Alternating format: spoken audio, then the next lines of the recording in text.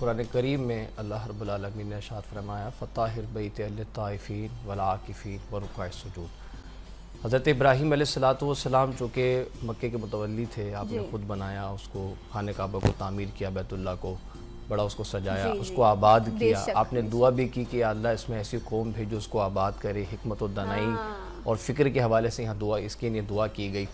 تو اللہ نے پھر حضرت ابراہیم کو یہ حکم ارشاد فرمایا کہ اب اس گھر کو جو ہے تم پاک کرو، طواف کرنے والوں کے لیے اور رکوع سجود کرنے والوں کے لیے اور طواف کرنے والوں کے لیے، یعنی کہ اور معتکفین کے لیے اور اعتکاف کی، یعنی کہ یہ مقصود میرا یہ ہے کہ اعتکاف محض صرف اسلام کی خوبی نہیں ہے، بلکہ اعتکاف کی ذمہ داری ایسی ہے جو برسوں سے چلتی آ رہی ہے۔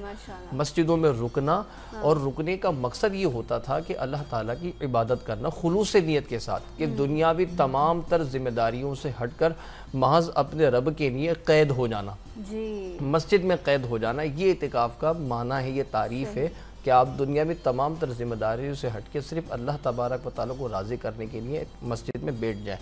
اچھا، آپ کی بات کی تھوڑی تصحیح کرنا چاہوں گا کہ سنت کفایہ موقدہ علی الکفایہ ہے۔ اگر کوئی بھی محلے کی جو مسجد ہے اس میں اعتکاف نہیں کرتا تو سارے گناہگار ہوں گے۔ اگر کوئی ایک بھی اعتکاف کر لیتا ہے تو ذمہ داری جو ہے کفایہ کی وہ ادا ہو گئی۔